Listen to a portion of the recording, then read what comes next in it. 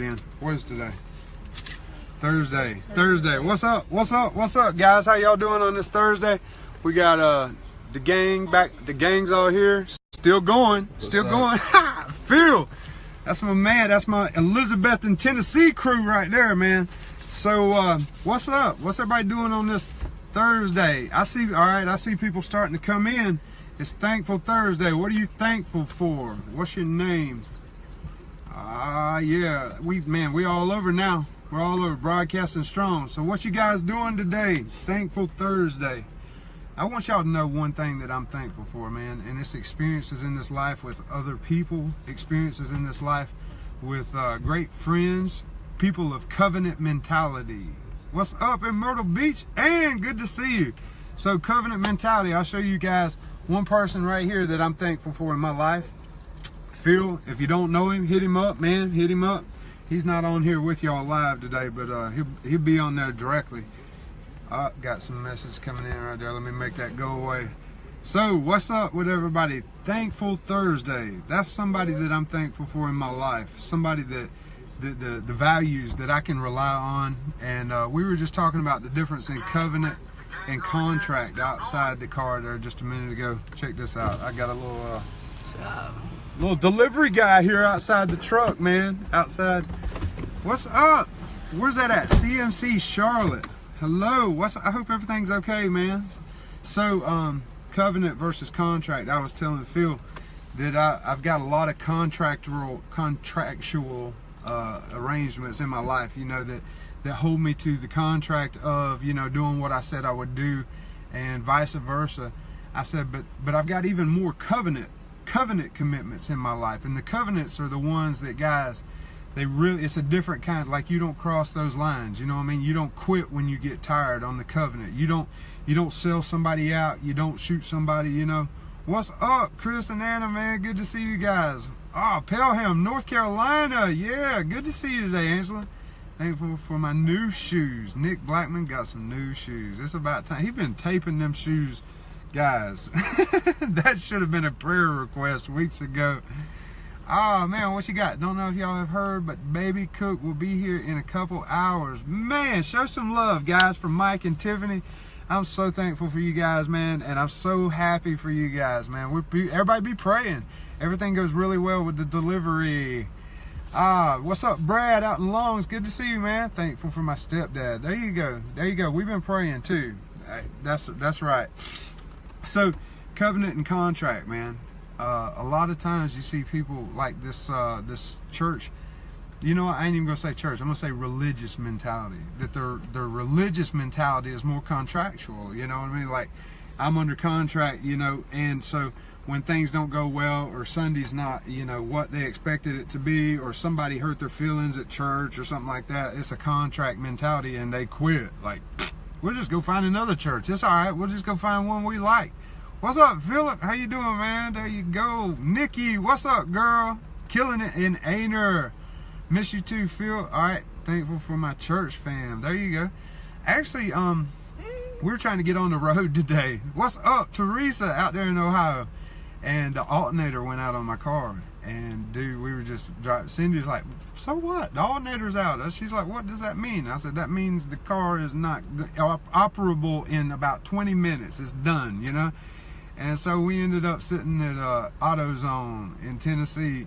What's up, Curtis? How you doing, man? Good to see you. Ignore the request. I hit the wrong button. What is it? Who are you talking to, Nick? You try to get in on the video. Oh, I got you. All right, so the alternator went out, you know, and we were doing the thing, and I was like so thankful that happened when it did, where it did. I was like, God, you know, it was a little bit of an aggravation and inconvenient as far as timing goes, because we were on our way to a meeting at 9 o'clock, and the alternator went out at like 9:40, you know.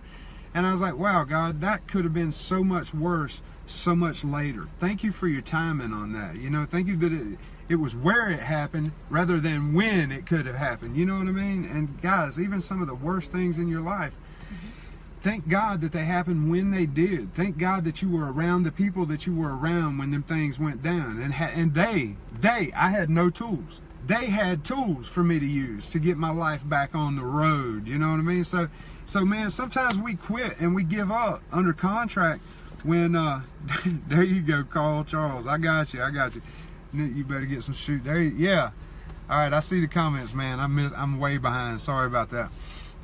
But under contract, we get ready to quit. But if you would really look at this covenant mentality, and I want you guys to get on board with this. You know, what if you could stop when bad things start happening in your life? What if you could stop and just go, wait a minute, look, we're right beside AutoZone. Or when Satan attacks your life or your family, you can stop and look at who God's put in your life during this season right now and go, wow.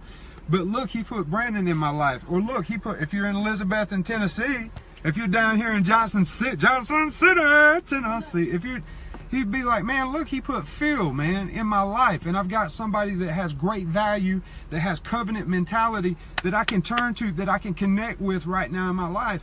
And yeah, it's bad that you're going through what you're going through. Yeah, it's bad that you know what I mean? Things didn't go the perfect, like absolutely the way you wanted them to go. But man, if you could look at it and be like, just thank you, God, for that. Thank you that it happened where it happened versus when it could have happened later in my life and later in the day. So today, what's up, Terry T? Good to see you, boy. I switched out my battery, Cyber Monday.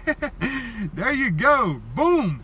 Mr. T. All right, so today we're in chapter 9, verse 5, man. And I know you guys, we were on that dog mode yesterday, and I hope you guys got that, man. I hope everybody connect. Dude, that was probably my favorite ever Facebook Live, was dog mode, man. Me and Joel was still on dog mode.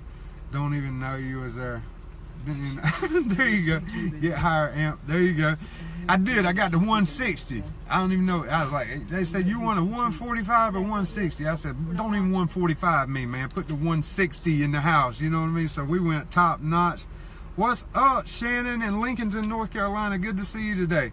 All right, so yesterday we were talking about that dog mode, dog mentality, and the advantages of that over the lion, especially the dead lion. You know what I mean? The lion. But the thing I don't want to overlook was lions are good when it comes to their abilities. When it comes to their strengths, they're beasts, man. They pick out what they want to eat, and a lion eats it. He goes and he kills it, and he eats it. And the dog sometimes, man, the dog's more faithful to his master. The dog is waiting for his master. And if you see, a lot of times dogs will be like, they'll tell him, you eat this when I tell you to eat it. So they'll put the treat there and test the dog. Like, let's see.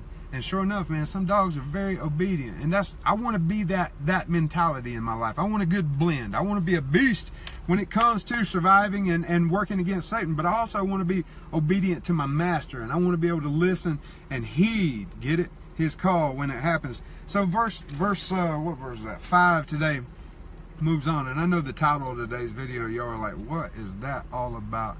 When we were kids, and I don't even know if this still exists. I got some kids, I can do a little short poll in the car here, but when we were kids, man, do you remember this? Saying, you're dead meat. Oh yeah. He said, oh yeah, oh yeah. All the time. Especially my brother. Especially my brother. All right, so yeah, y'all know my little brother, Matthew Wilson. There was times when his name changed. It would be dead meat. He would do something, I'd be, oh, you're dead, you're dead. That is who you are now. That is your new name, dead meat. And I don't even know if that still exists. I don't know when. Kids probably don't even. It's like some kind of emoji now. It's like you are this, you know what, pukey face or something. You know what I mean? Whatever 2017 ism is for pistol. Yeah, water. You are water pistol. You know what I mean? Hope that don't offend you, but. We used to literally say this, like, that's who you, boy, you are dead meat. You shouldn't have done that. You crossed that line. There you go. Don't let temptation get you. Absolutely. Meathead. Like my dad, that was his, man. When he would get upset, he'd call people meathead. He was like, get that meathead on the phone. Yeah, that's old. But anyhow, who you are changes sometimes. And I want you, we're going to talk about the expiration date of life and all that today. But listen what he says, verse 5. He says, for the living know that they will die. That's the thing, man. We get so we deliberately, all right, I'm gonna drop some scripture on you, because in the New Testament, that's what he said. They deliberately forget that long ago, right, God had this plan for their life. And what is it that we're focused on in our life? And is it that we're intentionally trying to forget the fact that we're going to die? One day I'm going to die. And that day, man, I'm gonna give an account for everything. That day my voice stops. That's the day that my work here stops. The day that I die. So he says, verse 5, for the living know that they will die. And that's the one thing that we know we can count on, is that for sure, one day, that's the only thing I can promise you that will, beyond the shadow of a doubt, I promise you is going to happen, is that me and you are both going to die one day. He said, but the dead know nothing. And I want y'all to get this. Once your life is expired, once the life expiration date is up on your life and you're standing in the presence of God, that's it. You're done. Your business is done here. And so why would you rob the world of your voice today? Why would you rob the world of your time today when you could literally be sowing, man? You could literally be getting this reward of life and getting fulfillment and fulfilling the lives of others that are hurting and dying around you. So he said, the dead know nothing. They have no further reward, and even their name is forgotten. That's so you see where we played that. They're dead meat. They're dead meat. What is your name? It don't matter. They dead. Right? How many times do we see the greats, man? I ask my kids nowadays. I was like, you watched this movie with so-and-so and so-and-so? And they're like, who is that? Who is that? I go speak, man, to groups of kids, and I'm like, hey, y'all remember this movie quote or this song from the... And they're like, no, we've never heard. That sounds like some old stuff from the 1900s. And I'm like, 1900s? That was just 2 years. You know what I mean? And so what's going on? They dead meat. Them names are gone. They're forgotten. Generations have moved on. And people like me are left with the seed that was sown by some of these people. You know what I mean? Why? Because they used their voice while they could, you know? Because they used the time while they had it, and they realized how important their life was and how urgent their message was. You know, stop putting it off till tomorrow. You don't know that you've got tomorrow. Hard conversations. I was talking to my man Phil right here. I'm gonna keep plugging him, man. If you're in Tennessee and you need somebody to connect to, and somebody that I would validate, and I would say, yeah, man, you can trust this guy right here, then reach out to him. But I was telling him earlier, I was like, some of those hard conversations, man, they're tough, and we keep putting them off, man. I know parents and I know people keep putting them off because it's not a comfortable conversation. But the thing about it is, it's a necessary conversation. Why? Because I'm alive. And I don't know that I can't promise you that I'll be alive tomorrow still. I can't promise you that next week or next year I'll be available to have that conversation. So what I do know for sure is that boom, I'm going to die. I'm going to die. It's going to happen. And the dead, once I'm dead, man, I'm done. I won't be able to have this conversation with you anymore, and I won't be able to have these experiences with you anymore. So get this out. Their name is even forgotten. And so what do I leave behind when I die? This conversation right here. The conversation that I have with, where's he at? That guy right. Me. That guy right there. That guy and all them back there. Mary's gonna outlive us all. And so yeah, man, so into Mary. You know, that's what I'm on that, man. So into her because she's got the voice, she's got the personality for it, she's gonna do it. So guys, I know we're over on our time, man. I love y'all. Make the rest of your day the best of your day. Thank y'all for sticking with me, man. I see the numbers still growing and I hate to cut it off, man, but we got to. That's how it goes. What's up, guys? I'm going to go back through and get the comments later, man. Y'all show some love for my boy, Phil. I'm so proud of him. I'm honored and I'm thankful, man, to know I'm going to fist bump while I got y'all. Bam! Look at there.